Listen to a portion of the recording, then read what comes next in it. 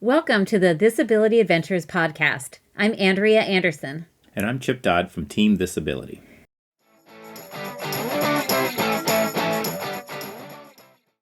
I am here with Team Disability, the team that just finished racing the Florida C2C on February, 19th through the 21st, I think, something like that, the end of February.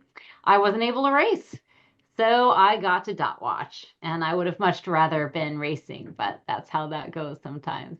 So Chip Dodd is with us, and Lewis Becdach, Brenda Carlson, and Mark Miller.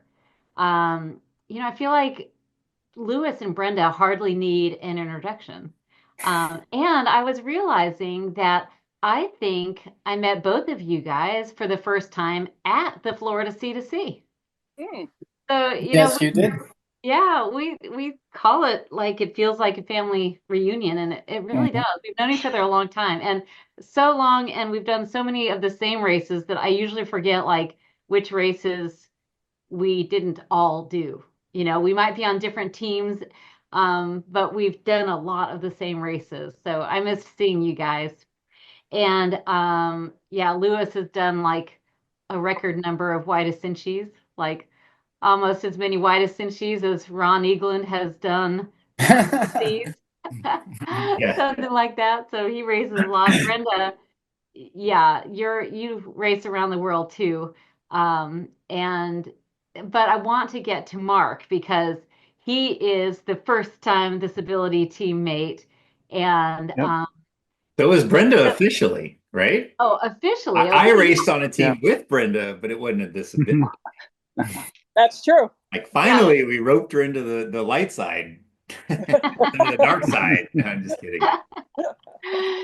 See, I see you guys so much. I think we've raced with you before. Right. Um, yeah, I knew I hadn't raced with Brenda before, and Chip has. What you raced the Endless Mountains with Brenda, Yep. and any other races? Or No, we just just seem to always endless. race She's just around been my Brenda. idol since we started doing expeditions, and I saw her like in the breezeway at C2C, and I'm like all excited, and I said hi, and found out she's doing it solo, and I'm like, Yeah, I'm scared to death to do it as a four-person, and she's doing it solo, and I was like, holy crap! exactly. Like I need to keep my eye on that lady, and then she, of course, just races all around the world, and yeah, so I was super stoked to have her join our team this year. And Mark, Chip, why don't you tell us how Mark got on the team first? Mark, so I think he whooped me one year in the national solo That's what I championships, if I thought. remember correctly. And he Yeah. was like, "Hey, I did one of your races, your virtual races, and yada yada." And then all of a sudden, he whoops me, and I was like, "Damn, I got to keep an eye on that guy." I didn't know him and all that, and he just comes out of the woodwork, and just you're expecting the Jesse Tubbs and the Spanglers and all that, and then he comes out and just crushes the course. But then I guess he was one of our podcast listeners and somehow heard that we were kind of struggling to put together a team. And he was like, dude, like maybe we can like pair up. So he was actually the first one to reach out. I was thinking first, don't do it. And then second, maybe I'll just roll it solo just to see if I keep up with Brenda. It's like, because she can do it solo. Why can't I try? And then he was like, okay, why don't we pair up? And I was like, dang it. Now we're into teams. And then now we need to get we don't want to be, you're either two or you're four at the C to C. You never do three because you get stuck in a canoe with three paddlers and you're clicking paddles and fall asleep and it just sucks. And of course, if you're going to do, basically, we try to always compete in the premier division of co-ed. So it just that's how it kind of just snowballed down from Chip solo to then, okay, with Mark's game, then I'm game. So then crap, now we got to build a team. And then after, asking around to everybody, Lewis and Brenda were luckily able to jump on board. Yeah, that's great. So, Mark, tell us your history. What's your history with AR and how much racing have you done? Yeah. So I'm definitely the newbie here. I haven't been racing too long. I joined the bandwagon after COVID lifted, and I was kind of stuck watching. I don't watch a lot of TV, but I had a buddy that kind of showed me the Eco Challenge, the one that got released during COVID. And I first saw it and I was like, yeah, well, crazy. I didn't think it was an actual sport. And then I realized, wait, these are actual professionals. Like this is what they do. And then I was like, well, I still can't do it. And then I kind of started searching for races, and I was like, oh, so there's shorter ones than 10-day races. That sounds reasonable. And so I just kind of jumped in kind of head first right after that. I started with a 5 hour, then went to a 24, and then I think I did the C to C 2 years ago. After that, and I've now this is really the first year that I'm racing on a bunch of teams. I've done mostly solo racing before, and that's where I've seen you guys a lot in the solo championship, the Colorado, the first one that Jeff put on. I did that one solo, but now I'm kind of teaming up, kind of getting that aspect because I can only go so fast by myself. So it was really great to be on this team. Yeah, that's good. That was my next question is how do you like racing on a team, and do you still want to do more soloing, or have you been wooed by this team that you really like it?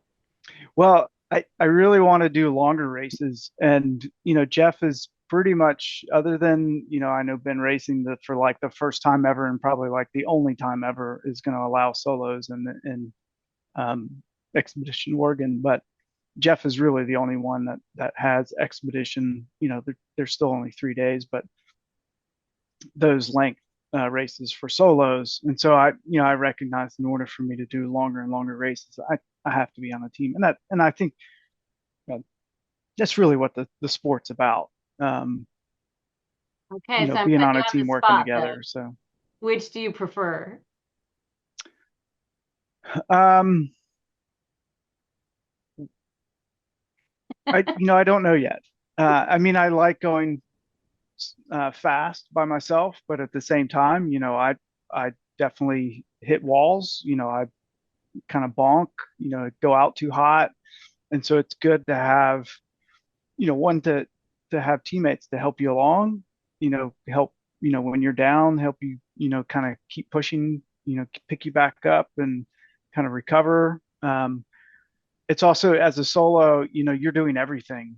All the navigation, base counting, managing your calories, managing your pace, and it gets, you get a couple days in, and it gets overwhelming because you can't turn off.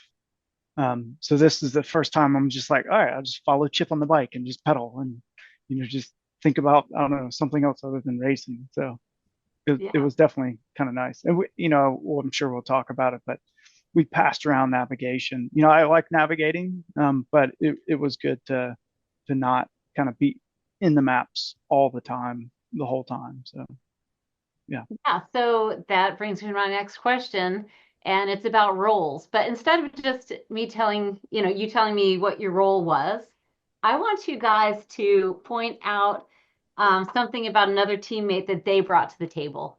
So, Lewis, what do you think Mark brought to the table? I think he brought to the table a little bit of organization and also, just focus, right? Focus, because we know some people tend to lose their focus on the race and start chit chatting with people who should remain nameless on the call. Dang you, So, Brenda. Yeah. Sure. Okay, yeah. so So just keeping focus and also, challenging on the nav sometimes as well. Which was good for me. It was great to have three navs. I was with three navs. So just validating and challenging and just, having that interaction between the three of them. And I think Mark challenged some things that were really good and helped us make some good decisions. So that was good. awesome. So, Mark, I'm going to pass it to you. What did you think Chip brought to the table? Well, definitely was the mule on this one, and the windbreak. So we actually both Lewis and Chip carried pretty much most of Brenda's gear, so we could keep moving fast. And then he led the pace line on all the bikes, and I'm not very tall, and so he he broke the wind for us and kind of led the way. And we had a really In good every way, time. he broke the wind in every way. We call that crop dusting where I come from. Crap dust. Yeah. Uh, but yeah, Awesome. we had a really good time passing teams at the end, even though we probably didn't need to, but it was fun. Yeah. All right. So Chip, it's your turn. Tell me what Brenda brought to the table. Oh man. She very, very reluctantly joined the team, gave me warning, like I have a family emergency happening. I have not been able to work out, and just I am not your girl for this because we're going for the podium. And she's like, I'm just not the right person. And we had asked around, and it was like out of all of our options, I was like, Brenda, we've raced before. I know you're strong mentally. I know you have the experience. I would rather just go into this knowing we're going to carry your stuff and break wind and do everything from the beginning. We just need you to do as much training as you can, and we're going to work together as a team to get through to the end. And boy, did she deliver. I mean, she pushed through more hardship. I mean, she basically signed up and said, I'm going to be in the struggle bus, but I've done this before. I'm going to be just fine. And she, just from nutrition issues, sleep issues, everything, she pushed through stronger. I think I would have whimpered and balled up like a little baby and cried. And she pushed through. So I got to give it to her. Like, she's just tough as nails. Thank you, Chip. Awesome. All right, Brenda, it's your turn. What did Lewis bring to the table?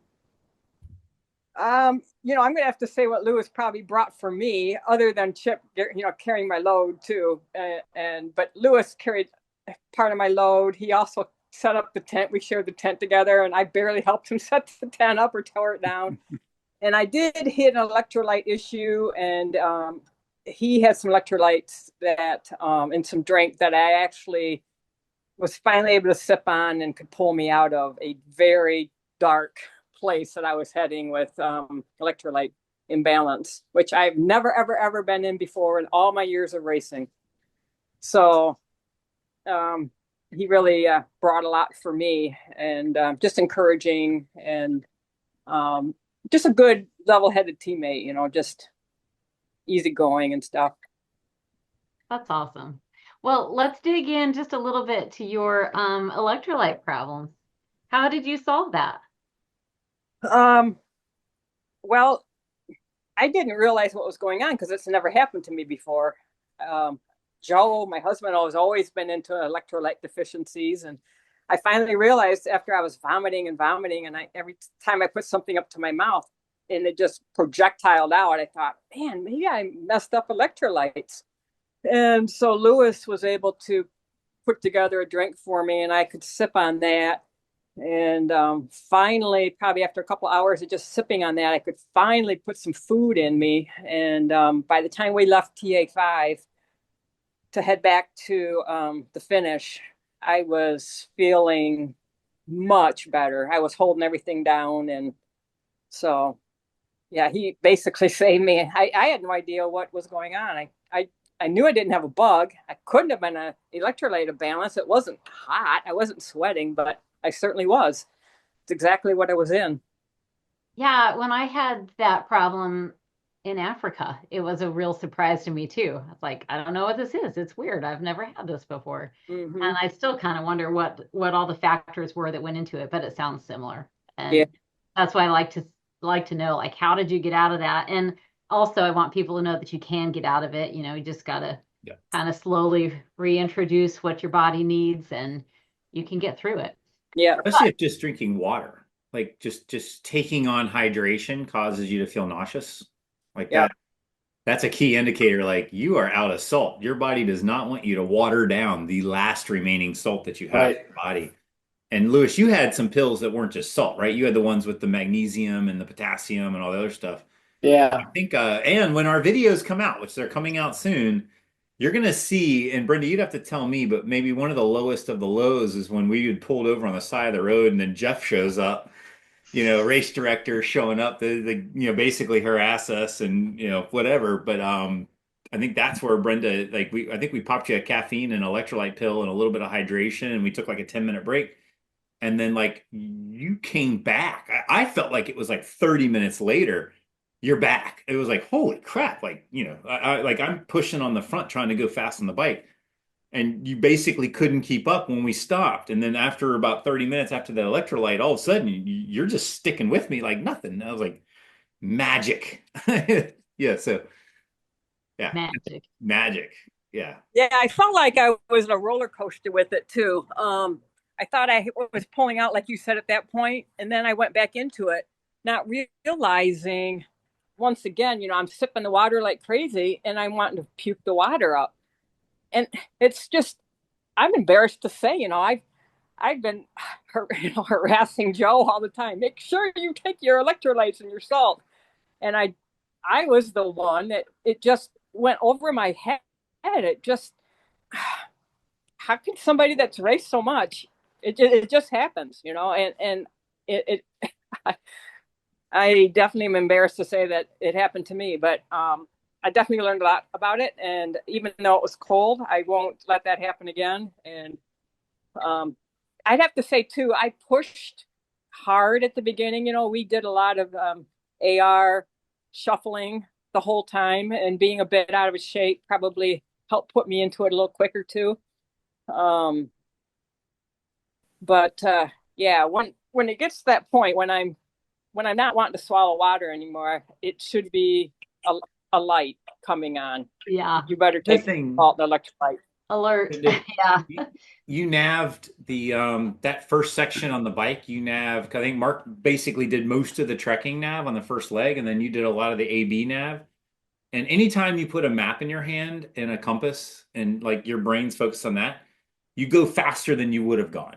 Right? Mhm. It's just it's natural. We learned this in scuba diving, where it's one thing just to be paddling along, but if you put somebody on a bearing and a depth and tell I need you to do this, they start paddling faster. They get excited. And Yeah. so you were probably pushing yourself, even though you didn't notice it, on that second leg Yeah. bike because you were the lead nav and it was complicated nav. So you may have pushed yourself more than you expected, and then that puts you into a further deficit later in the race. Yeah, Right. and there's also, to that point, Chip, there's also some research that suggests that when you're doing cognitive activities while you're doing sports, you're consuming more calories as well. Yep. So I think a lot of people don't consider that, especially NAVs. That's why for me, as you could remember, I was like, guys, electrolytes and food. I had my timer on because my kind of job that I gave myself, because I have three NAVs, is making sure the NAVs are eating and fueling and getting their electrolytes in. So yeah, you could, for next time, you could assume that when you're naving and you're, doing your races, you're probably consuming anywhere from 15 to 20% more calories and electrolytes than if you weren't doing that. Mhm. Yeah, so that, that's And yeah. Yeah, and I agree too. Lewis, the fact that I was going in and also documenting on the maps the bees, I wasn't taking any time to Right. eat. Sweet. And I thought, oh, I'll recover, no big deal. I didn't want to slow the team down. I wanted to jump in there and get the bees on the map and get my map back on the map board and get going. And I definitely neglected myself that whole AB section. Yeah, and sometimes water is actually your enemy because you're Yeah, just throwing all the minerals out, while you're drinking water. So, yeah. yes. so thanks for sharing all that. Lewis, I have just a couple more general questions, and we can get more into the nitty-gritty of the race itself. But we've done some really steep races lately. You did Ecuador too, the World Championship. Is that the last one? And it's so steep. Like, how do you compare a race like the C to C and a race like Y to Cinci? Like, the steepness is not there. Is it still difficult, or how do you compare those races? Well, this one has its own challenges, right? I think the nav on this one was very tricky. I mean, from what I saw, as Chip mentioned, this was a race that we wanted to go super fast, super, all in. So it is different. I mean, I was really prepared. I mean, I trained for Worlds and I've kept training and, I finished Worlds and I was fine because I wanted to push harder and my team couldn't push. So I was trying to catch up to you guys. So I think I was in pretty good shape. But this one is different. it could be a very hard race for anyone. I mean, if you want to push hard on this one, like I'm sure High Point did, I'm sure the High Point team, even though they finished, 10 or 12 hours ahead of us, they were pushing hard, and I'm sure that they ended up like super, super tired and hammered, right? The reason why I love this race is because you can manage this race as you want, right? If you want to go really hard and you want to go all out, you can. If you want to go slow and just cross the state, you can do that as well. So it does have its different challenges. I love the flexibility of this race. Yeah, I love that too. So Mhm. Chip, you've done this race maybe more than any of you guys. How Seven many times. times? No, I think Brenda is I've, also on number 7, right?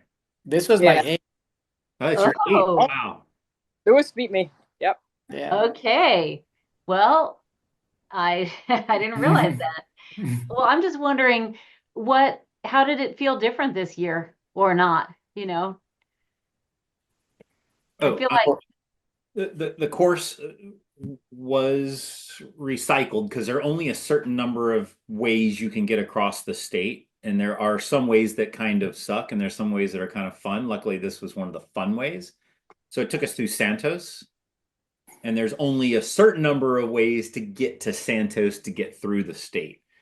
And so, although some of the course was recycled, it was some of the more fun recycled parts. Like Santos trails are just absolutely amazing. That Florida Greenway or whatever it's called, Florida Trail.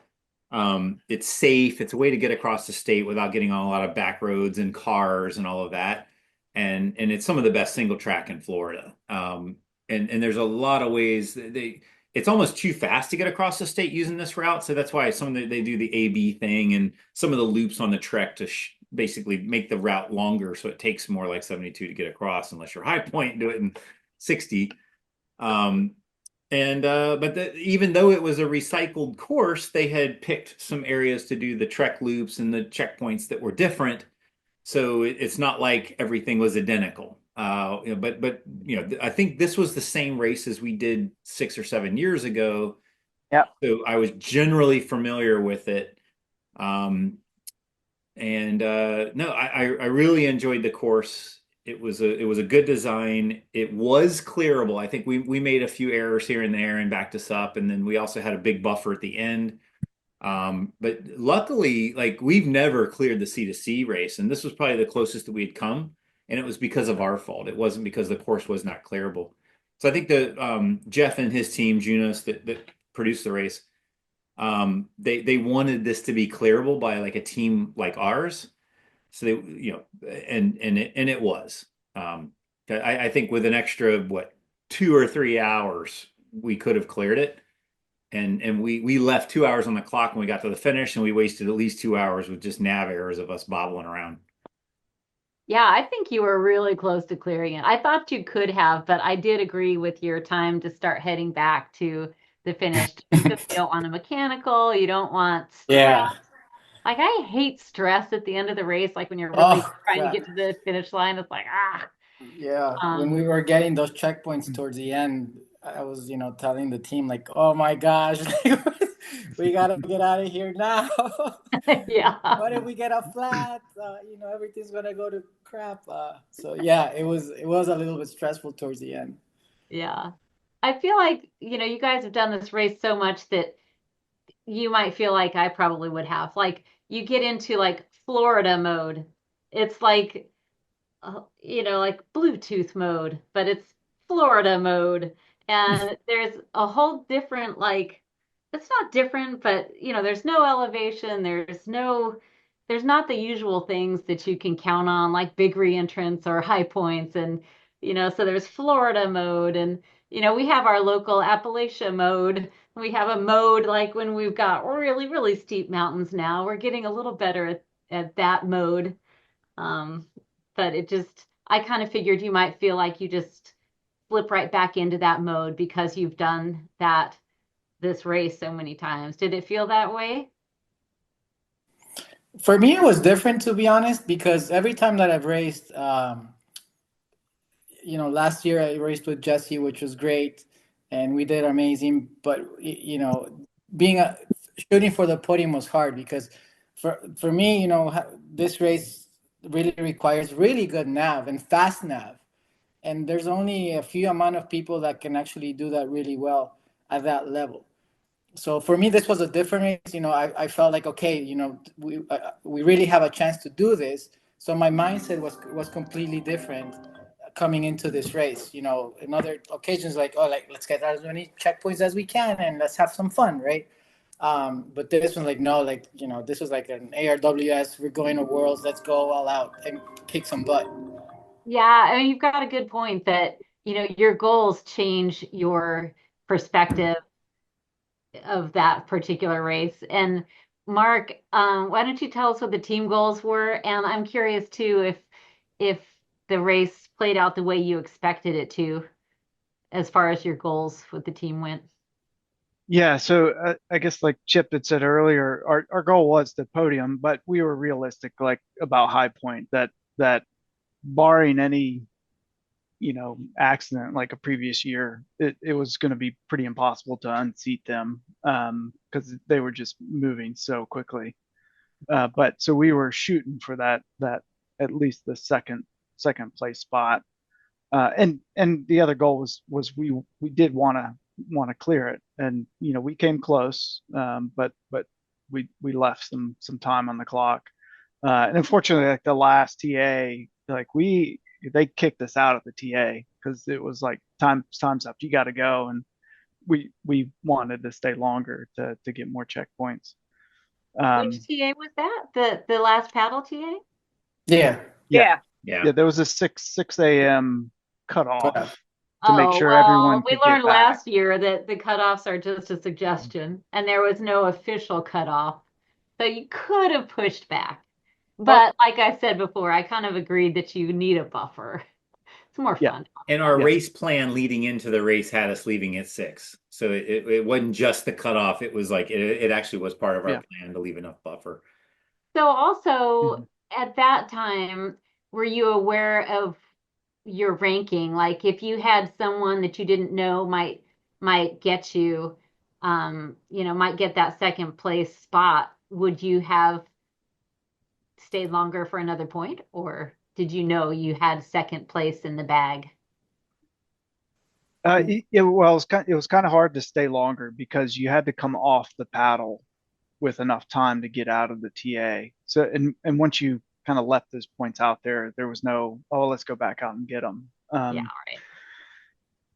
But I mean, we were unsure really even the whole way back to the finish because it was actually quite fun. We had been jostling with other teams like MRC and Lubano racing with David, kind of back and forth, and we knew that they were probably behind us. Like we'd look at their gear and are like, their paddle gear's still here. They haven't been out. So what's going on? But they had been kind of in front of us or leapfrogging kind of the whole race. And we knew that there were other teams out there that were also clearing, that we knew of.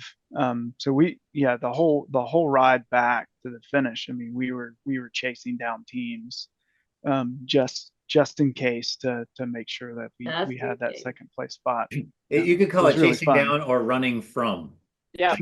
Yeah, We weren't that's it. sure who was right on our ass that could pass us, and we weren't sure who was in front of us might be second place. So, for anybody who's dot watching, the at the TAs, many times they had a monitor so you could see the rankings. Mhm. So we couldn't see the course necessarily, but we could see the rankings, and there's a couple teams, the names that we didn't recognize that were in front of us for a lot of the race. And so it was kind of like, we don't know these folks. We don't recognize them. Like, we know Shane Hagerman. If he walks by, we're like, oh, there's Shane. Like, are we in front of him or behind him and all that? And we were super friends, but we're also competitive. Same with Dave, because he's our teammate. So normally, but yeah, so we knew kind of we're in, like, let's say top 5, but it literally all the way to the finish, I was looking over my shoulder like, we need to hammer because somebody could be chasing us right now and pass us at the last minute. And we did not want that to occur. So this was the first time we picked up the sand and then hammered all the way to the finish. Yeah. Wow. That's cool. Mhm. Well, I want to just kind of quickly go through the race.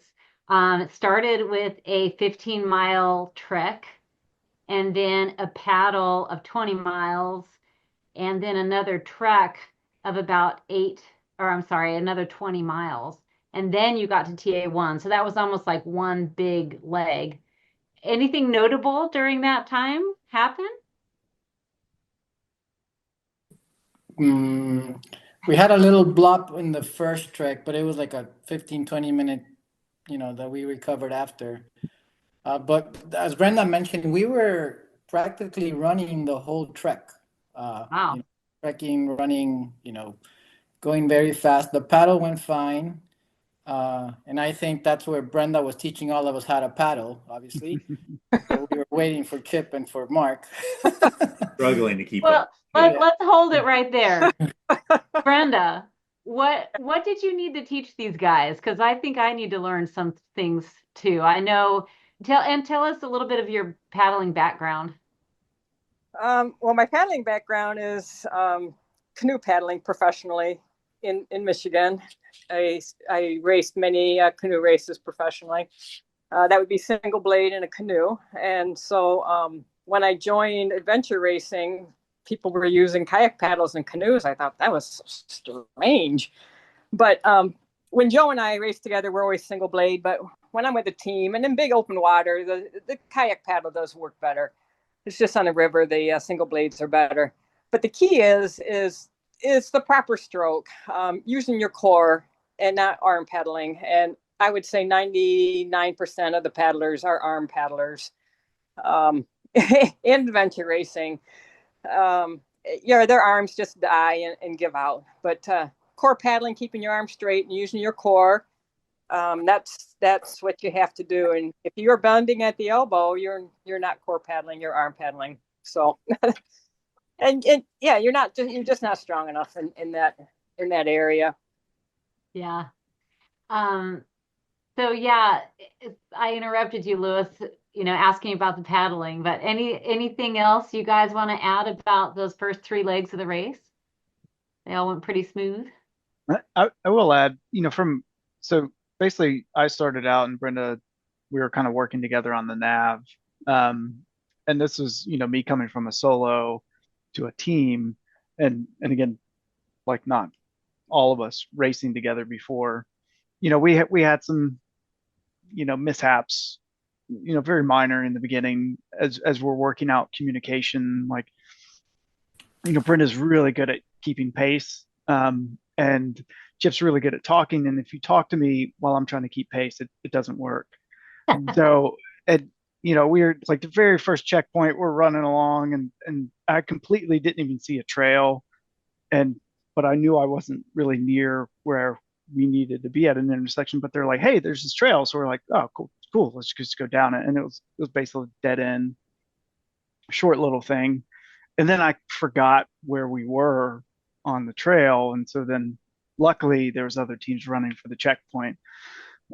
So we had to like work out all these little kinks. And then we finally got into the groove of things of, Brenda's keeping pace count, we're tracking on the map and it took a little bit, but the teamwork kind of started There's gelling so much after the beginning. input that coming in your brain when you're racing. It is really hard to stay focused, I think. And I did wonder what was going on with you guys in that first leg. You made up for it right away. So I mean, it's anything that early in the race really doesn't much matter at all. But yeah, there were some teams that hung with you guys quite a while. And then let's see, after TA1, there was a 55-mile bike, and then you got to TA2.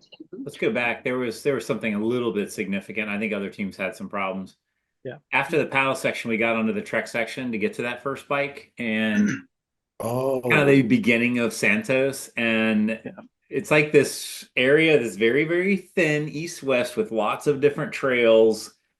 The hiking and the biking trails are on the map, but the horse trails are not on the map. And so the locals know this. And those of us that don't live in Florida are like, hey, we're going to head north, hit the trail, turn right, and then try to make sense of the map. And we hit these horse trails and then just I feel like we were just there, like looking at the maps, going, "Holy crap! Like, where do we even recalibrate? Like, something is Yeah. off. We don't know how to fix this.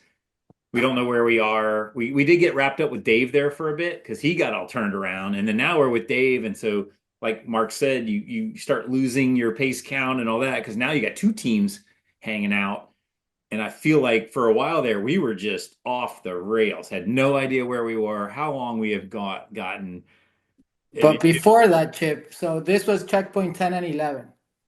So we grabbed 11 before 10 because we yeah, thought that we were on, on another trail. So we're like, all right, let's go grab 11, then let's go back to 10. And then as we were going back, you guys said, hey, what if we bushwhack through here directly to the trails? And I'm like, guys, I don't think we should be bushwhacking at the C to C because it's very hard to know where you're at in the maps. You're like, no, if we just head north, I'm like, guys, let's think this through. You sure you want to push back here? No, it's gonna save us like 2 hours. Okay.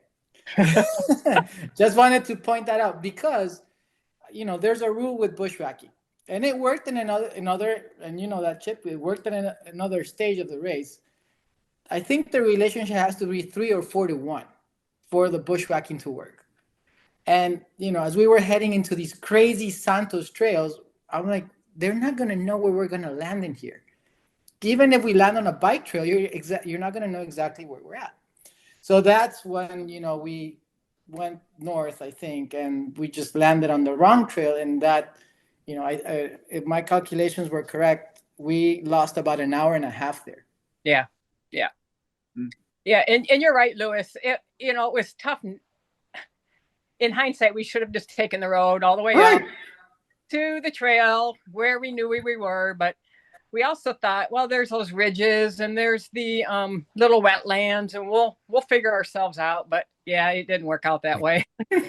So big lesson learned, and that was a tough way to learn it. We lost some time there for sure. That's one of the cons of having three navs, because if the three navs are agreeing and you're the only dork saying, "Hey guys, this might not work," you're like, okay. Poor Lewis. I just wish we knew the horse trails weren't on the map. Yeah, Yeah, that would have Our changed three it. navs would Well, have been did you fine. guys go back in the tracker? Yeah. Did you guys go? Have you gone back in the tracker? Like, we were Mhm. right there. Like, we Yeah. were right. We would have gone Yeah. north 100, less Yep. than 100 feet. Like, the trail was there. Yep. But it was Oh. like, yeah. I have the tracker pulled up. I can share it. You said you're talking about point number 10. Yeah, But- from 10 to like Santos. Uh, Okay. so Yeah. yeah, are you seeing that? Yeah. Yeah. It's kind of yeah. There's the. Yeah. Here's It's CP10. pinging like every Yeah, there we 5 go. or 10 minutes. We bushwhacked. It looks good on the track, actually. That's So what I Really thought. good on the I track. don't see a problem. No, Right. look at the green line. That's the line we were supposed to take. Well, right. sort of. A lot of Yeah. people did what you did, though. Yeah. Oh, did they? High Huh? point cut Yeah. across. There was a place where you did something pretty unique, and that's right here. From the Yeah, boat that's right. takeout to CP number 8, Yep. you guys found a way not to have number 8 be an out and back of any sort. Yep. Some teams came this way, some teams came that way. I guess my screen's kind of freaking out, but I like the way we did that one. It seems the most efficient. Yeah. Yeah, it probably wasn't the intended way, because looking at other people's track, you're supposed to go through the waypoint first. And we did. And Second. you did go through the waypoint. They didn't say did. when. Right, they didn't say when, They didn't and say so we when. thought we were on the correct route. The only thing was, like, what we were like, why are we going off the trail to go get a waypoint to come back to the trail? Like, that didn't make it. Like, we never figured that out, but now we know. No, I know. Yeah, and maybe the course designer would have to answer that question. If they intended you guys to come around this way, maybe that wasn't the best place for a waypoint. Either way, you did follow the rules. Right. And that AB section, you guys didn't seem to have too much trouble with it. And I guess at that point you were not considering cutting points yet or anything like that, right? No. No, Yeah. it was late, way late. We started at the O course after the second paddle, I think is when we started to at least talk about it.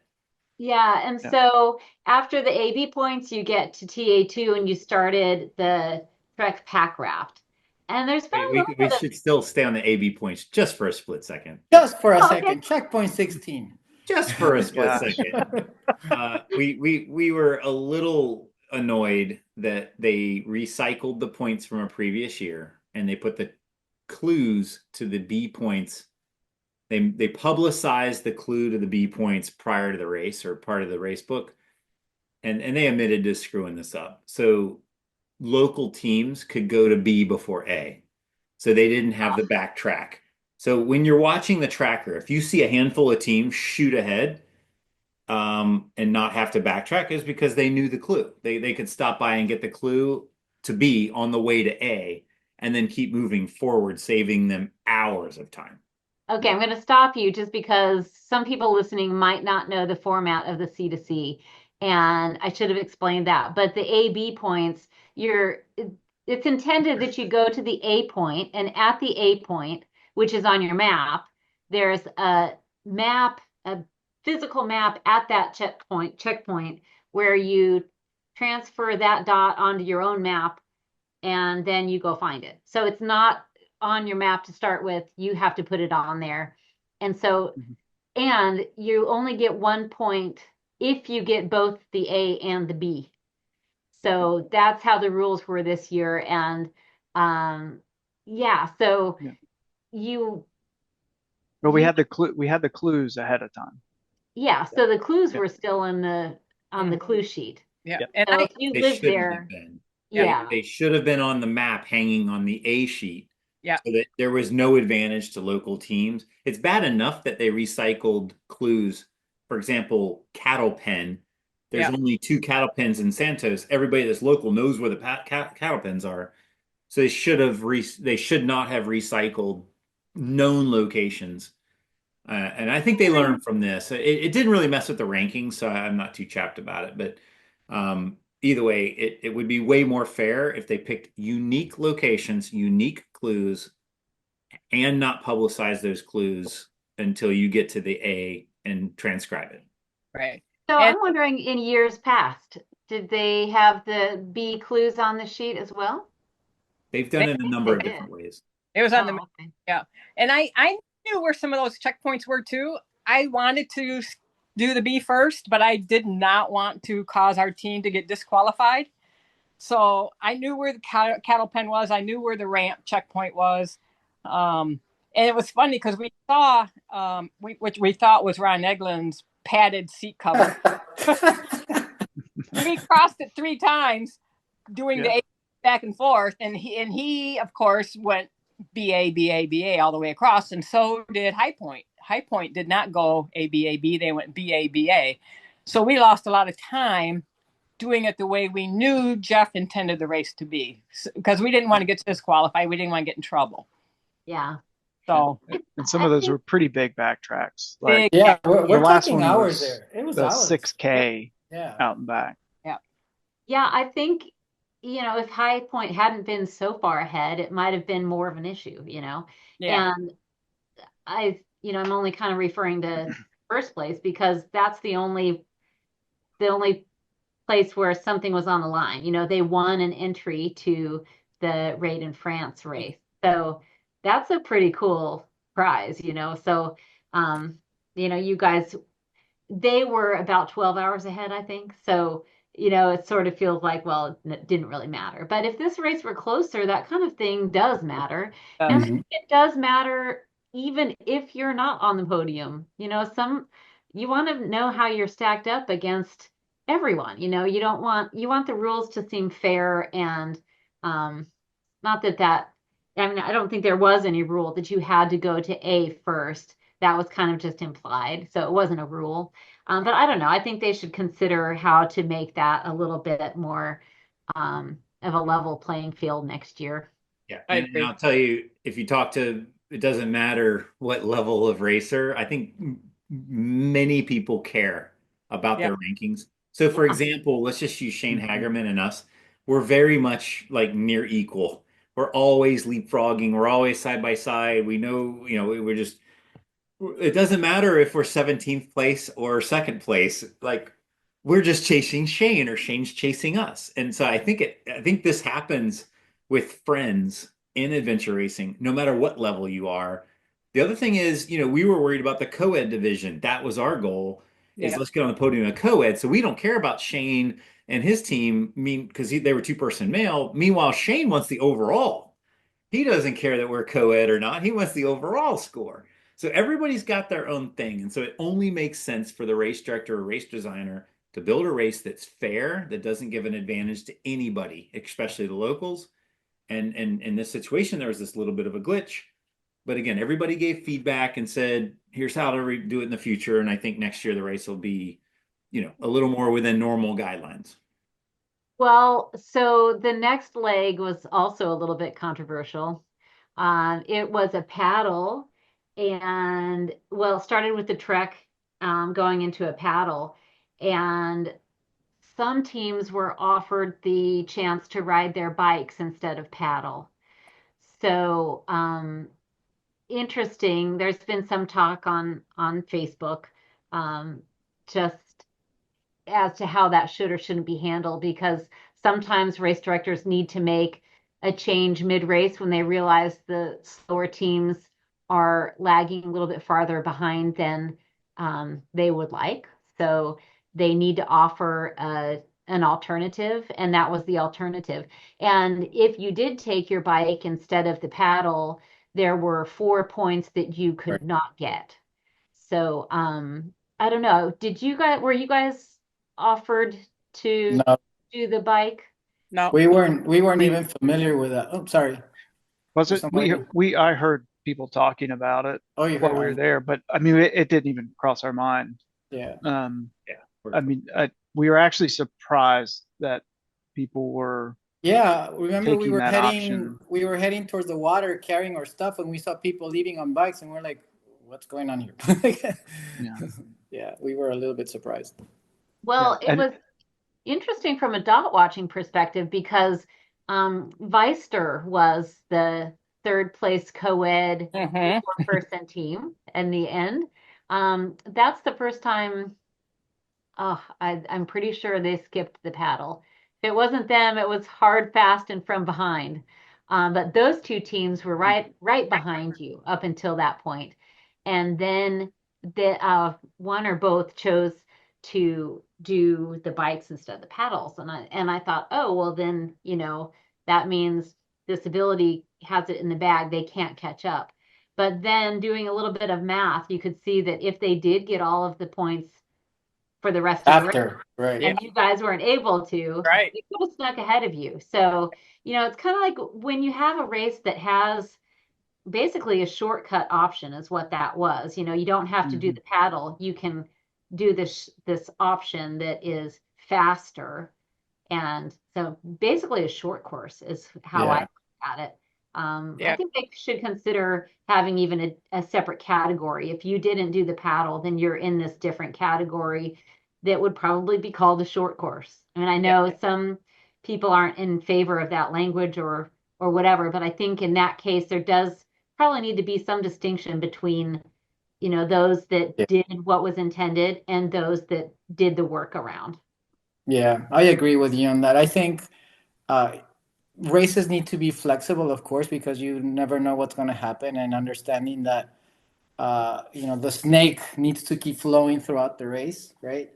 But but I think things should be a little bit clearer so people understand, and there's these don't misunderstandings don't happen, right? And you saw at Worlds we had a change in the middle of the race, and but the captains had to sign in and say, hey, I got the communication, I'm clear, all right, I'm agreeing, right? But maybe yeah, I think those things should be just clear for every racer, so everyone's clear on the expectations of what they can do there. Now this race, one funny thing that happened to us, we're like, all right, we're pushing and pushing and we're clearing, and where's Ron? Ron is like one checkpoint. So we saw the rankings, and Ron at some points was actually ahead of us. We're like, what? We're going fast, we're clearing, and he's like one checkpoint behind. So there are situations which makes this race unique, where you can actually play around with those checkpoints, and if you know the area a little bit well, you're like, hey, maybe those aren't worth it. I'll get more towards the end because that part is easier. And it's just the nature of the race. But when it comes to these difficult areas, I think that needs to be clear. But we were like, "How's Ron?" Like, nothing against you, Ron. And by the way, we did find your cushion. It's probably still sitting there on that curve in one of the A and B points. So go get it. And at that point when we had that discussion, because we literally, and this will be in the video as well, we were like, what would Ron do? He's a local, blah, blah, blah. And we were prophesizing maybe he skipped the paddle, maybe he skipped some of the ABs because they were very, very, I call it expensive, meaning minutes per checkpoint. Because you're going for 1 point, but you have to do the effort of 2. So it makes sense. If you're going to skip something because the course is not clearable, ABs are perfect skippers. And then a paddle that I'm looking at the thing, I think there was only 3 paddle points, and that paddle took us like 7 hours or something. Mm-hmm. From a minutes per checkpoint standpoint, if you know you're not clearing, if you skip the paddle and bike it, this is the way to do it. And we were thinking that Ron did that, but meanwhile, what Ron really did is he knew where the bees were, and so that's what jettisoned him forward on the AB. That's how he got so far ahead of us and had the same number of points. But either way, I'm looking at it on the tracker. I think there was I see 3 blue paddle points, one of which was the one you had to go north first and then come back. So yeah, I don't think that this was in the race book, and I can't remember Mark or any of you guys that looked at the race book. Was this type of thing saying you can make the decision to bike around or paddle it? It wasn't. It should have been in the race book ahead of time. They knew that this paddle was most likely at night for a lot of teams because again, we were pushing pretty hard and we got off the water right at dusk. It was cold. We're wet. At this point, we're late in the race on the second day. We need sleep. We're falling apart, and we know what we're doing, and we're experienced. Most teams that were behind us are going to be on the water after dark, which I could see the race director saying, "Here's a workaround. You have the opportunity to take the bike because they can't rescue you out there on that waterway. There wasn't a lot of places where you could just pull over and a van comes and picks you up and saves you. So it just should have been in the race book, in my opinion." Yeah, I mean, I don't disagree with you, but I do think there's a time in which sometimes race directors do need to make a mid-race decision that they didn't expect to have to make. Yeah. This probably wasn't it, but anyway. So you guys did the paddle, and the next thing was an 11-mile trek and then a 40-mile bike to the next TA. Anything significant about those 2 legs? The swim that we didn't swim? Yes, the Shane Hagerman and Charlie just shivering to death. We were like, oh hell no, we're not doing that. Oh yeah. Yeah. Yeah. So walk us through that. There was a point. Actually, I'm going to share my screen on this one because it is kind of fun to see this. Checkpoint 30. Yeah. So if you're just listening, the point down here is checkpoint 41. This is what you're talking about, right? From 41 to 41. No. That's in the wrong area. There was another one. But we also did not do that. There you go. Yep. Okay. So while you pull that, this is 30. the part when we started kind of discussing about cutting points. Yes. Okay. So we started thinking about, all right, guys, we're getting short on time. What should we do? And initially they had told us that High Point did about, what was it, 4 hours on this part? 3.5, 4 hours on this part. So time was running short, something like that. So we were like, okay, if we're going to cut points, we might want to think about cutting that one right there all the way at the end. I don't know. I remember that one. The north. Yep. So we're like, all right, let's just come and, get the short ones because it looked relatively easy. And then we'll just get on the bikes and get the other points. and then we started the leg, and so we got the first one on the left, which is the one on the left hand side, that one. So we started with that one, so that 32. Then we went to 33, and we see poor Shane 30. and his teammate. Oh, 29, the one in the middle, Andrea. This The one in the one. middle. Yeah. So Yeah. we thought Yep. that, yeah, the 30. hydrologic data collection site. So we thought that one was going to be an easy checkpoint, and we're walking there. We see poor Shane and his teammate just like freezing, in their underwear, so completely soaked, and Shane's like, the water was up to here, like, and we're like, okay, Wow. it was cold. We're not doing that. And they had come from this northern point 31? So on the map, it shows a road that crosses checkpoint 30. So you feel like you just take the road, you bag checkpoint 30, and you keep moving. But it's actually, there were two different line weights. And so one side, the side that we went down was kind of a lowland, sandy kind of a road. And then the right side of the checkpoint um, was a, kind of a levee type, really clear road. But there's a river running right through the checkpoint. And so the the checkpoint was actually on the other side, on the nice levee road. And so they had grabbed the checkpoint and then swam across the river to get back down to 30. Was that 32? Yeah, they must have done Um, backwards or Yeah, I think they did right, they were 31 going first. backwards. We were going the other way, and so we were like, well, we're not going to swim to get that checkpoint, so now we're going to go all the way around. So, well, now we might as well just get the northern point as well. Although Lewis And did then agree, he was gonna skivvy up and cross that thing, even though it was Yeah. cold, and come back because we're within the 100 meters. We were like, So let's just go. If we're all going around anyway, let's just go all the way around, and we yeah. can do the out and back. is the water you're talking about represented on the map, or No. it's not on the No, map? It's not. It Oh, wasn't like it was more like a stream, but it was a deep stream It was full of grass, deceiving. black okay. water. Well, And like, I'm like, we're already here. Like, if I just get the checkpoint and we keep going, we'll just go around. But I will say, Mark navigated this area, the whole thing, I think, and it was like on point. Like we hit every checkpoint, like boom, boom, boom. It was really cool.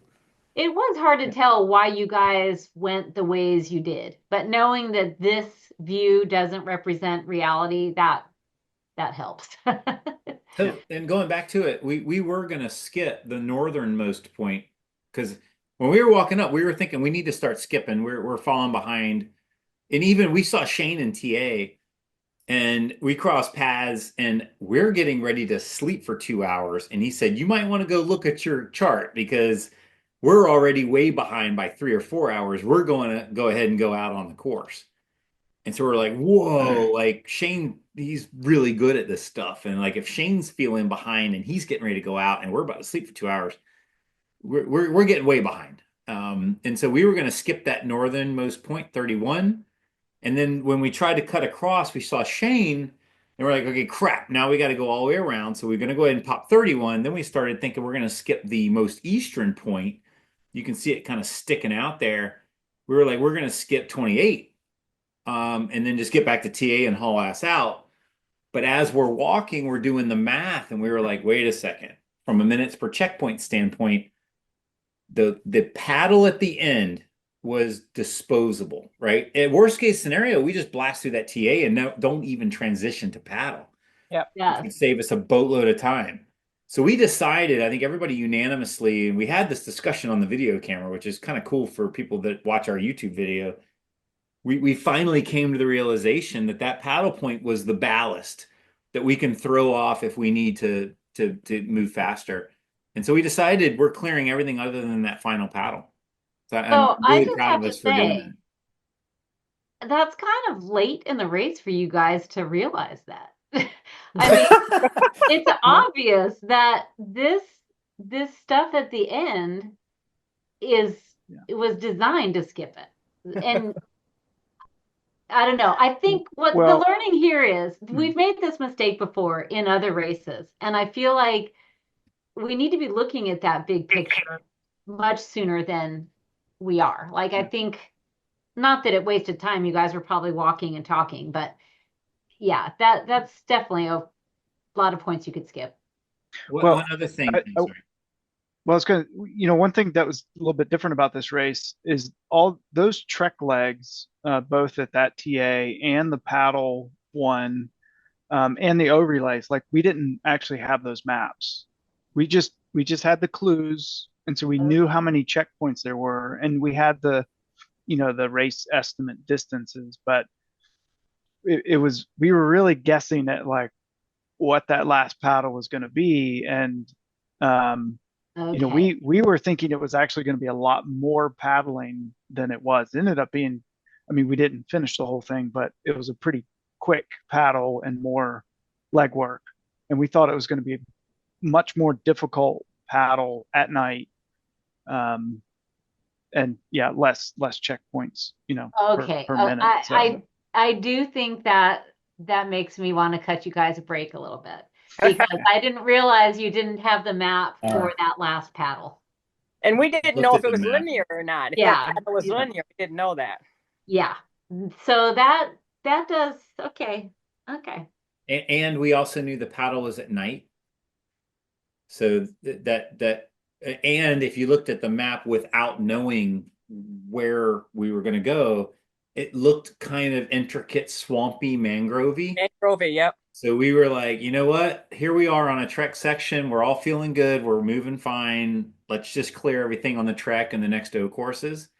And again, we could jettison that paddle, including the transitions if we needed to. So you're right. We could have seen that ahead of time, and then with no doubt in our mind, just clear the whole course other than that final paddle. But either way, being a little But slower, I guess we decided this while we were on this trek section. but I guess what you saw then in this trek section that made you realize you could skip later is that that last paddle was not linear. Right. Right. Correct. So that's the big realization that you Right. could cut that whole thing if you really had to, and there Correct. were Mm. plenty of time. Well, I was psyched that you didn't skip any points. Like when I saw you going for that northern point, I was like, oh, good. I was really excited. Anyway, you got on the bike. Was there anything notable about the bike on the way to the O relay? Yeah, it was longer than they calculated, and it was cold.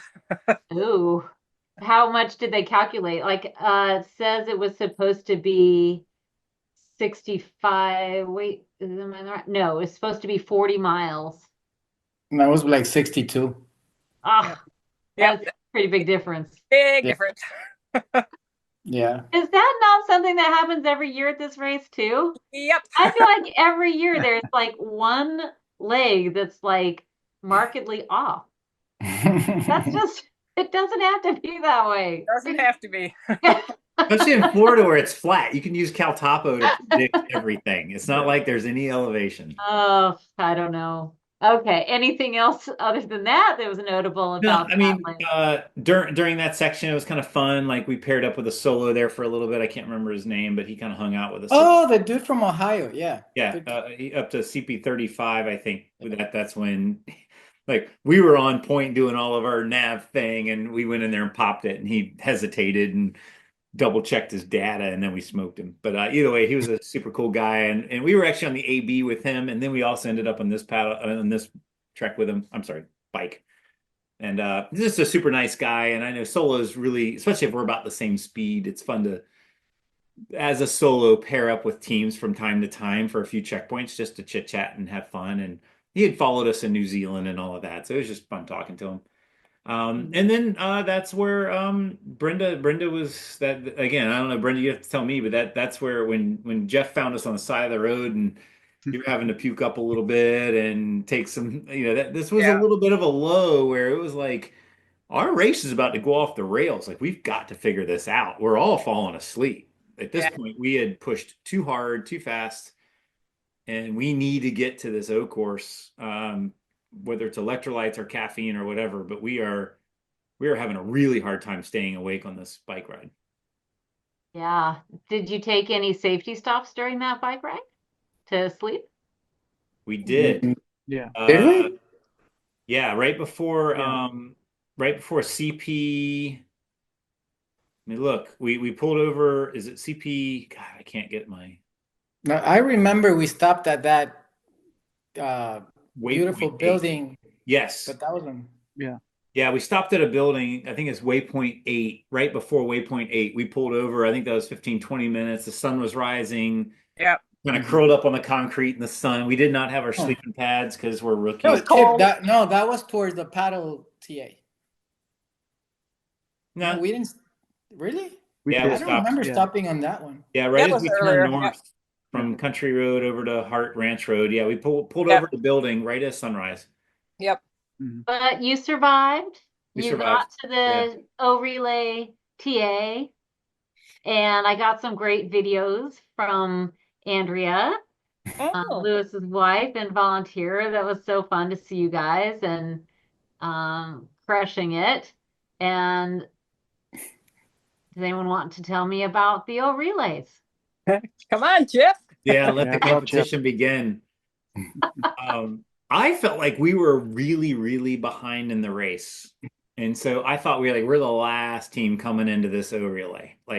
And then we get there and we said to the volunteers, I think it was Megan, they're like, I'm asking for like 14 tortillas, like just feed me as fast as possible. And then I said, how long is it taking to clear the course? And she said something like, the only person who's cleared it did it in 5 hours. This is the A course, the longer course. There's also a B course. And I'm like, what do you mean the only person? Like, and she says, no, no, no. High Point did it in 5. I think that's a team. That's not a person. Whatever. We went back and forth, back and forth. But either way, the only one to cleared it in 5 hours. And we were late in the race. And I'm thinking, wow, that means a lot of teams aren't clearing it or something. Something's drastically wrong.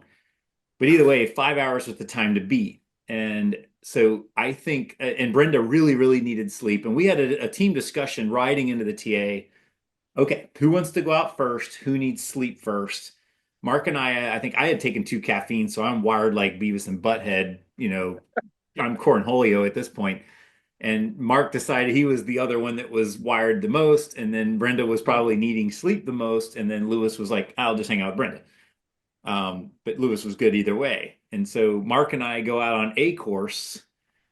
And I think we told Lewis and Brenda, like, hey, go to bed. It'll probably take us, if it took High Point 5, it's going to take us 6. So go to bed and get plenty of sleep, and we'll come back and wake you up, and then you guys can go out.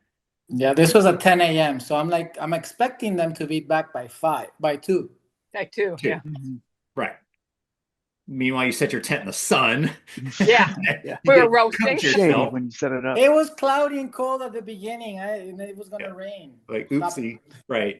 So either way, Mark and I head out, like just let's go as fast as we can. And we even talked some poop to Hunter. He was running along beside us, filming us, and we just talking crap, said, well, we're gonna come in at 4 hours and 45 just to beat High Point.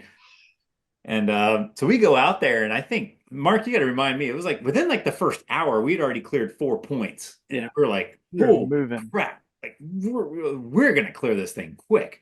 And that was just more and more motivation. You're adding fuel to the fire, and we just hammered down, and we finished that thing in, I don't know, we knew we were finishing early, but I think we finished, what is it, 3 hours and 3.5 hours, I think. 3 hours, 18 minutes, I think. Yeah, Is what 18. Right. And then we're claimed. like, Wow. holy crap, the Some next one's 3. And if it's 3 and we've already cut this one by, a third, maybe we can cut that one by a third. We could be back before they even wake up and then just get on the bike and go.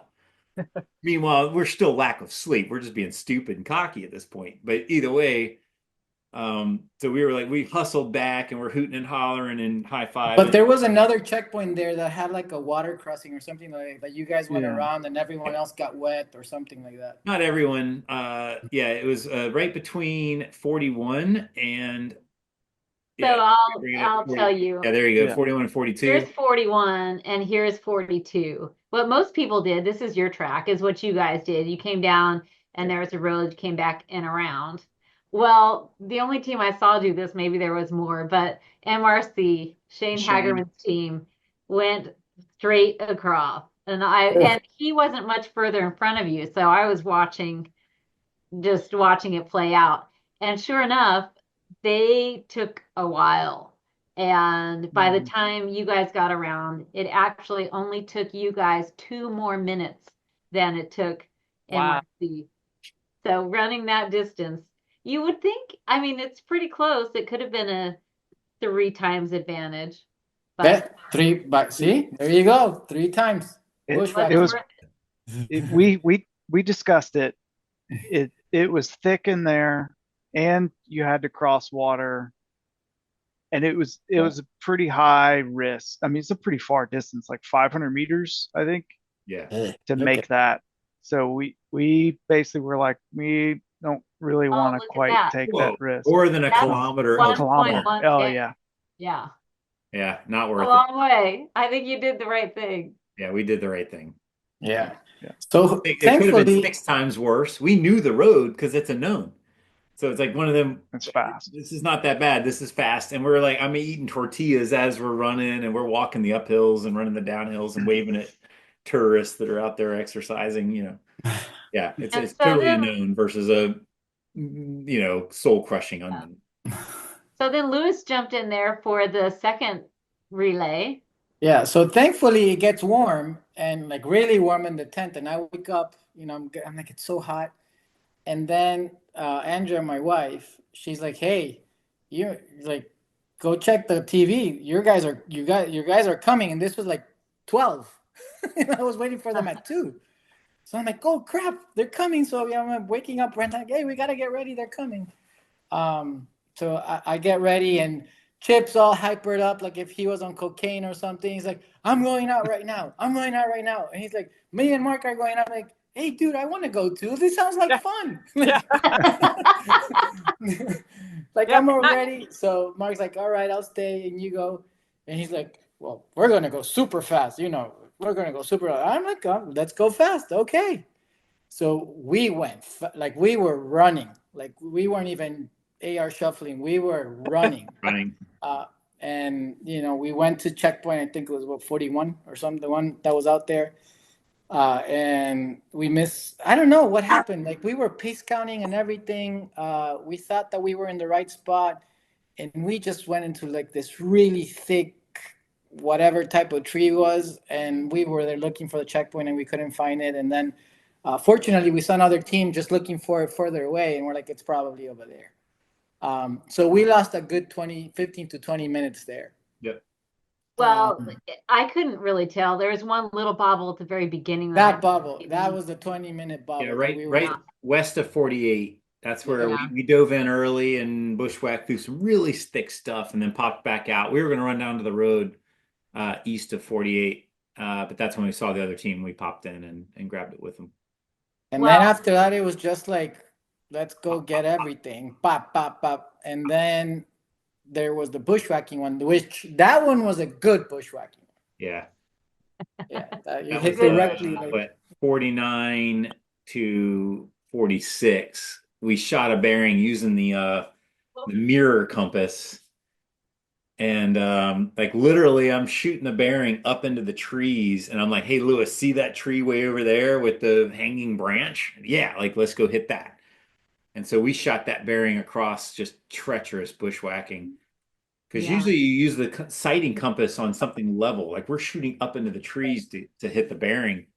But yeah, we went directly to that one. And I even gave it away. I'm like, and I'm screaming and hollering and just so excited. And then some other team comes walking up like, "Thank you." like we're supposed to go and then go pop it and get the hell out of there. No, I was cussing my ass off, all excited. But yeah, we led a team to that one. Well, Lewis, Chip said you gave him a run for his money in that section. Like he's having a hard time keeping up with you. And I need to ask then, any blisters? Nope. You have got That that one. figured out, huh? Yeah, got it figured out. And you're still doing the same toe socks with the tape on the toe socks? Yeah, and also, changing socks more often. But I only changed my socks 3 times, like throughout the And race. what shoes have you been wearing? So I use the Ultras, the Olympus, and the Bronex. Oh, The Bronex. Bronex. The Bronex. The Bronex. Bronex. Okay. Yeah. So yeah, no, I Well, think I have it figured. I didn't get any blisters in Ecuador either, so I think I have yeah, it pretty much figured out. that's a thing of the past. That's Oh, awesome. thank God. Thank Yeah. God. Thank God. My gosh, it was All crushing right. me. So the O relay, y'all got a little bit of sleep except for Chip, who was high on orientation. Tasmanian devil, Chip was. Yeah. Yeah, That you give me a goal and somebody to beat, yeah, just yeah. But either way, I think tortillas. we got the FKT for both of those courses. Yep. What Yeah. took high point, which the numbers, high points numbers are not really high points number. These are the volunteers rounding up. They said it's about 5 for the one and 3 for the other, so a total of 8. They probably were 4 hours and 39 minutes or something. So you'd have to let High Point tell you that. But either way, the number to beat was 5 and 8. And we did both within like 5 hours and 27 minutes total. Lewis and I wanted to do the 3 hour course in 2 hours, and I think we missed it by 6 minutes. But we had a Yeah. 5 minute bobble. So we could have easily crushed it. So either way, we were on fire. So I'm really proud of So these guys. by my calculations, you beat him by 2 hours. But Woohoo! I will have to say, they beat you by 12 hours overall in the race. I know. And they were pushing the And whole race. We just Yeah. decided just to be on fire for this one leg. And we had the daylight and they had nighttime. yeah, yeah. So So it's nothing. It's just it goes to show though when you put a goal on the thing, Yeah. it is motivating. And so I was talking to Jeff and I was like, dude, we're on to something. Like you need to have like a finger banger, what do you call those things? I don't know what you call them, but we call them finger bangers. But either way, you start and you stop, and there's an FKT, Yeah. and you let the teams know when you come into the O course, this is the time to beat, and you give people an award for the FKT on each of the courses, just as a fun sideshow to the yeah, normal race, just to that's see Yeah. fun. who can do that section faster. And probably the technical term is like an electronic punch. There you Electronic. You go. There An you e go. punch. E punch. Yep. usually wear it E-punch. on There your you go. E-punch. finger Finger and you banger. dip that finger into the little electronic punch. Oh, that's the finger That's what he's banger he's That's the referring finger to. banger. Like you stick Okay. your electronic finger in the electronic hole. Okay. Moving on. We are kind of running out of time here. We've been talking for about an hour and a half almost. So tell me, we had a bike leg back to the, um, nearing back to St. Augustine with that paddle section. Um, anything, Yeah, I mean, there was. that must have been getting kind of stressful because you did go out for some points there. How did you decide Wait, what to get and what not to get at that paddle? back up a little bit. Not that we have a ton of time, but there was another thing on the bike leg over there. If you look at checkpoint 57 to 58, that was a our minds were blown a little bit on that. When we got to Oh. 57, yeah, we went, I think it was 2K up to 57, and we Oh, started going in on this, and it was like, this is chunky, beefy sand. It's almost unrideable. And we're like, there is no way we are going to go 9 or 12K through this chunky sand. We're going to go down to the road and go around. yeah, Um, so you can see Daytona High Ridge Estates or whatever that is, Estates. yeah. Estates. That's the blue is your Um, track and the yeah, red is the intended or the route they thought you'd take. yeah. You definitely Mhm. must have saved some time on that. Yeah, I think so. Although, I mean, when we were going up to 57, there's another team that went by us on the way back down, and we are like, what are they doing? Like, like we had not considered this. And then we got up there and saw the thing. It was like, wait a second, let's We look know at what the they're map. doing. What are they doing? And then we realized, oh, they're going around. Okay, now we got it. And so we also were there with Dirk and Chrissy, our good friends.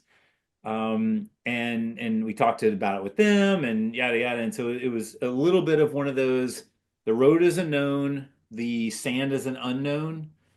And so we decided let's just cut our losses and take the road around, which was dangerous. I mean, it was like it's a 55-mile-per-hour road. I mean, we had a bike lane, so it wasn't that bad, but it was at night and we're falling asleep and yada yada. But luckily, I mean, I was running out of water at this point, and I think we were so urgent to leave the O course, I had not filled completely up with water. And so that Daytona High Ridge Estates, States. The states, STAT. Yeah, So okay. Chip decides to Read the stop small language. at a pawn shop to Yeah, ask for water. I did stop at a pawn shop, Oh, that's and a they new one. they wouldn't answer the door or Yeah, bail bond. No, it's bail bail bonds. It It was was a bail bail bonds because we were bond. Bail outside of bonds, a sorry, jail. bail bonds. Yeah, bail bonds. They would not open the door even though there was a dude there. But I don't know. So then we ended up at like the mental health facility, and for some reason they let us in, and They you thought know, they thought we were checking him in. That's why. Yeah. yes, Maybe he needed to be. So that where we stopped at the mental health facility, that was a whole street like mental health facilities, jails, like all this Volusia County, correctional situation. And my good friend decides to stop to get water at a mental facility. And it was like 10 or 11 o'clock at night. It's yes, at right, 11 o'clock at night. right. They were Huh. very nice people. Yeah. They were. And there's an alternative. You could have given him some of your water. Did anyone No, have extra water? he wanted his water. We were going into the wilderness. It was going to be a long time. So either way, I didn't think it was going to take that long. Well, But that either was where way, the miscalculation of mileage was too. We had an extra 20 miles, which we didn't know. right. Wow. Yep. All right. Well, moving along, Yeah, moving along. the paddle section. That last paddle section was the last opportunity to cut points because the rest of the points were surely on the way back to the finish. So, how did you decide when you would leave? We decided to take an hour nap because as we were getting we were probably 5 clicks away from the TA, and Mr. Chip just decided to die on the pavement. He's like, I need to sleep, and so he really needed to sleep. Yep. Yeah, I think we all needed a little quick nap, except for Mark. Mark was good. I don't know and how. yeah, and so we decided to take an hour break, get some sleep, but it was like an hour. I'm like, guys, we're out of here in an hour, like an hour, an hour, an hour. So we decided to get some sleep there, and basically get as many checkpoints as we can because there were two areas, right? And if you see the map, like you kind of the paddling was kind of difficult because it was foggy, the mist was there, and you had to follow kind of like a canal. Mangrove all over. Mangroves. I mean, I was just paddling.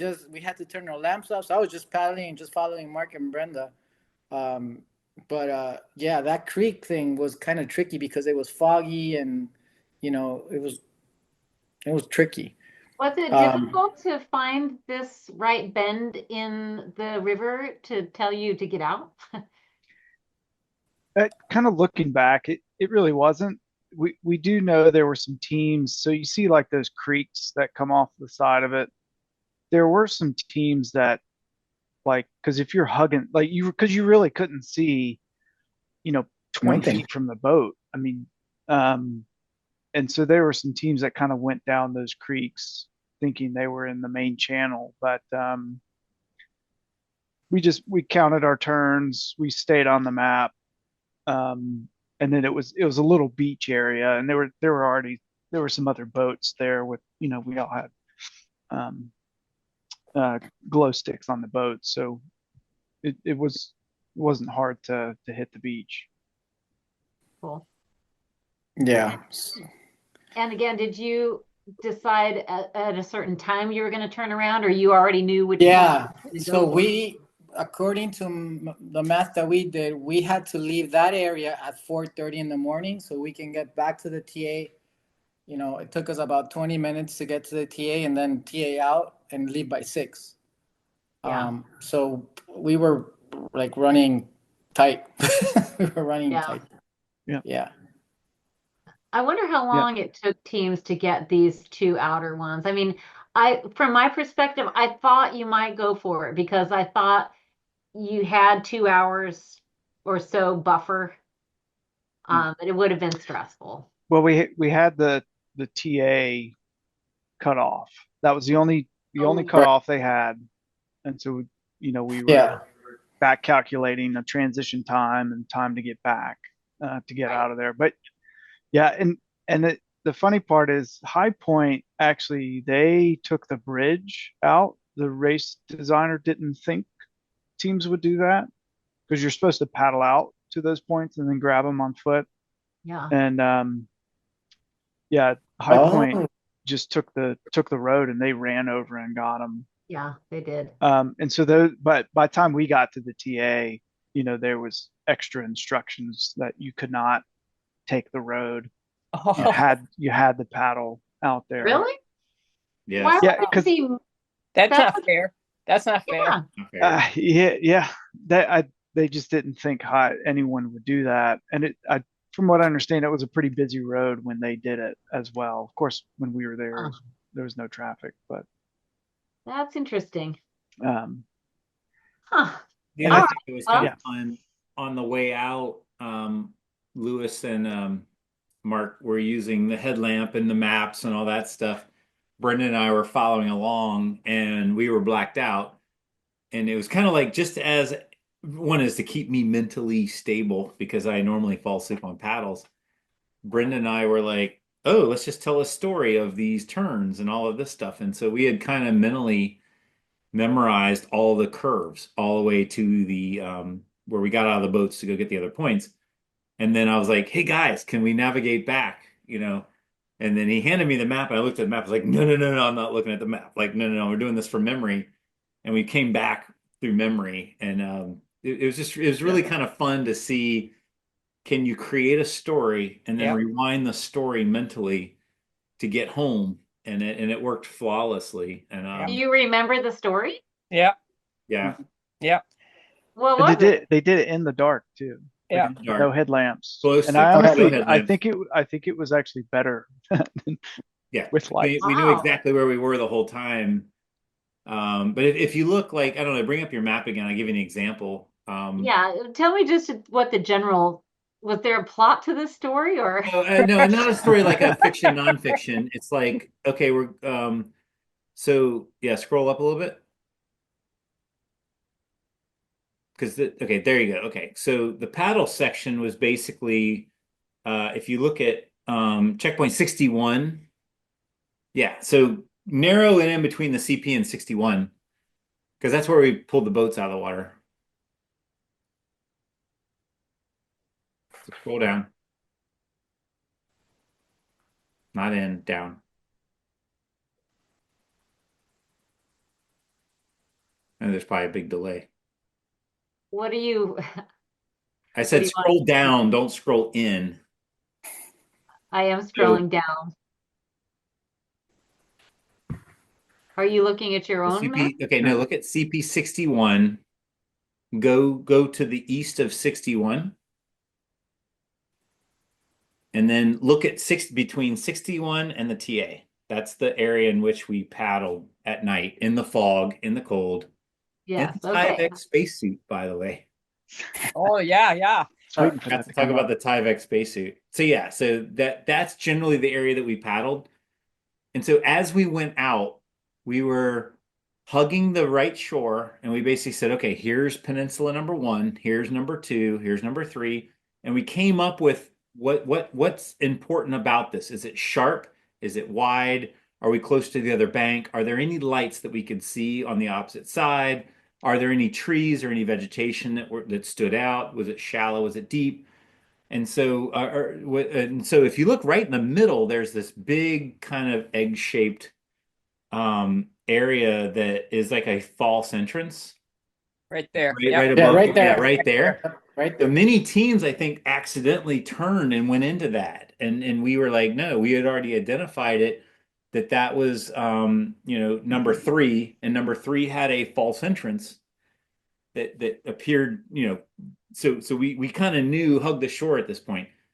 So either way, we basically very in detail not only described it, but we reiterated it over and over and over and over and over again on the way out. And then on the way back, we just rewound that story describing everything. And and we would just kind of go back and forth, like, this is this. Do you agree? And she's like, yes. And we go back and forth. Either way, we had never really had an opportunity to test that, and that it worked really, really Worked beautifully. Yep. It sounds like a nighttime story to me, like not exactly exciting. No, actually it was. I mean, you had to remember the houses, the houses had the lights. There was a tower with a light. There was a star configuration, at a certain spot, and the bends, we counted the bends. And so, yeah, There's like the trees with the white trunks. yep, these are the Had right that. white trunk. Yep. Yeah. There was like little like little trees that would stick up with little poofs on top, and so like, okay, that's number four or whatever. I mean, it was like we really had it in detail, and we had never done that before. This was really like just a mental exercise to keep us awake. But I was excited that the guys let us test the theory on the way back without the map. Sounds fun. The Viking navigation. Yeah. Hiking navigation, yeah. By Viking. the stars. And Sherry Himes had said on the way in, and they were coming out of the water as we're going in. And Lewis is like, let's go, let's go, let's go. We got to get in the water. We got to go. We're late. And I was like, wait, wait, wait. Sherry's imparting knowledge. We need to stop because she just came up and she was like, guys, it's complicated out there. Count the corners. You can get turned around. We spent, whatever, 20 minutes going up the wrong entrance. It's complicated. Be on your game. And so that kind of like, okay, That helped. wake up. You need Oh, to and come then up we with put a Glow sticks. the glow sticks on the on the dock dock dock. because because they said it was hard to find the dock on the way back. We're like, well, we can solve that problem. Let's go hang some glow sticks. And Yeah, and so either way, like she kind of warned us, like, be on your game. This is not an easy paddle. Um, yeah. And you have to pay attention to Sherry. She's quite she experienced. knows Yeah. what she's doing. Yeah, Yes. Absolutely. So I was like, knows what she's Lewis, like, doing. stop, come over here and listen to what Sherry's saying. Yeah. So The glow stick thing, that's a cool technique. We've used that once or twice before. Yep. It's not many opportunities you get to use that, but that's pretty cool. Yep. And you mentioned your Tyvek suit, Chip. Do you want to mention something about that really quick? really quick, basically, a lot of teams have been using it. It started off with Team 400, or they used to be called Nature X, which just won the World Championships. I saw them with it first, and then in New Zealand, there was a team that was suiting up with the Tyvek suits. Basically, you go on Amazon, it's like $12. It's basically the suit that you would buy if you're painting a house and you just want to keep the paint off of your normal clothes. It's not a hazmat suit, although that's what it looks like. It's got a zipper in the front, and it's completely waterproof. And so I tried that for the first time in this race, and I really liked it. I was able, if you start getting hot, you can unzip it. You can go half mast. You can put on the hood. But it basically kept all of my clothes dry and my rain gear. So when you get off a paddle, usually your rain gear is soaked from paddling. You got all the drips and stuff. In this situation, I never pulled my rain gear out, stayed in my dry bag, and I just used a Tyvek suit. It is reusable, and I used it twice in this race, and it's still perfect. So I feel like I could use it 4 or 5 more times. Very lightweight, compact, Very lightweight. Very lightweight, weight and compatible, yeah, compact, and you just look like a dork. But other than that, Yeah, for you Breaking did. Bad, apparently the Yeah. guy in Breaking Bad used one of these. So but either way, I highly recommend it. I stayed warm. I was able to regulate my temperature. It's bright white, so if it's sunny outside, it's reflective. So just put on sunscreen and all of that. But I'm a huge fan. I think I'll take it on every paddle moving forward if I think I'm going to be cold. Well, at least you're used to looking like a dork. Yes, I am. Yes. So I want to give everyone, just since we are totally out of time now, just a chance to maybe tell us your highs about the race. And I guess we'll start with Mark. What was your high? Ooh. Well, definitely being on a team and crushing some of those legs. That was really fun. And it was really good to have some good nav. I know we struggled with a couple points. We didn't say this, but and I asked Jeff about this later, but I guess he's tired of people being able to find the checkpoints easily at night, and so they only had this one little small piece of red reflective on the punch, and so most of the CPs would not reflect and had no reflection on it, and they like to hide them, and so you literally some of them you had to walk past, turn around, and then see. So I wasn't too happy about that, but yeah, it was definitely it was fun being able to nail some of these checkpoints because the navigation was not it's not difficult. You don't have these big mountains or re-entrance, right, to go off of. So it was good.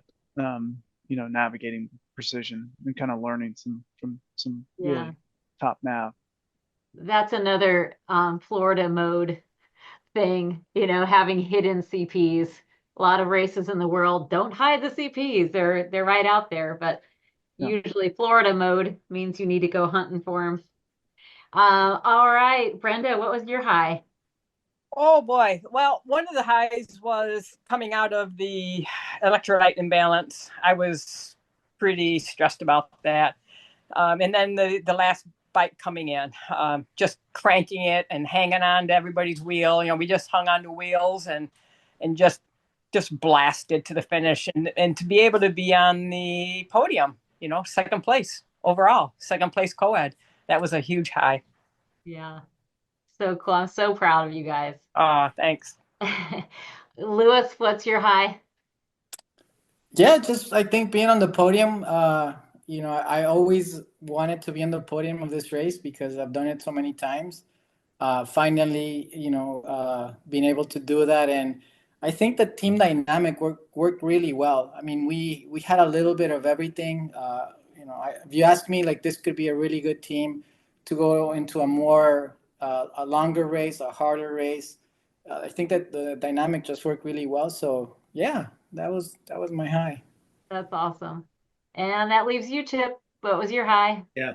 I think as you can tell Aside from from the my suits. background, the low is probably the 20-something degree cold in the beginning of the race. I wasn't expecting that, but luckily we had gear and all of that. It makes life miserable, but we're good at being miserable.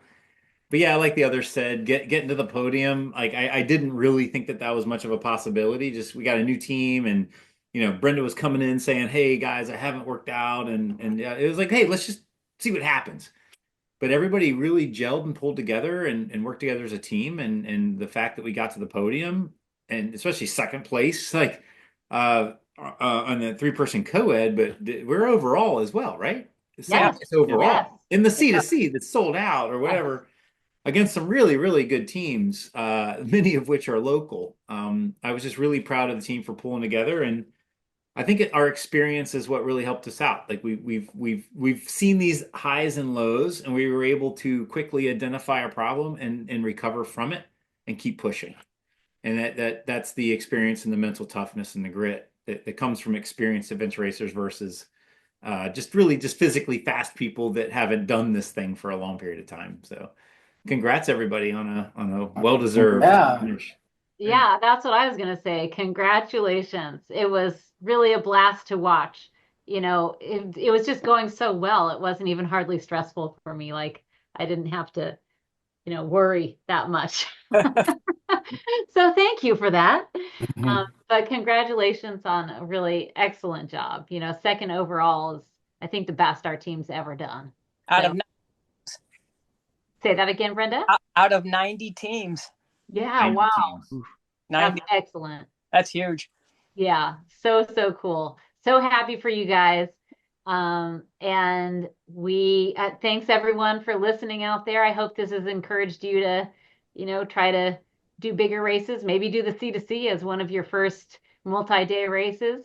It's a fun race. And I guess we'll close out for now. Thanks everybody and have a good night. Thank you. Thanks, guys. Bye, everybody. Thanks, everyone. We hope you enjoyed this podcast. Please take a moment to leave a rating and a comment. To find additional content, including the video versions of these discussions, you can search for Disability Racing on YouTube, Facebook, and Instagram. We hope this podcast inspired you to focus on your abilities and plan your next adventure. See you on the trail.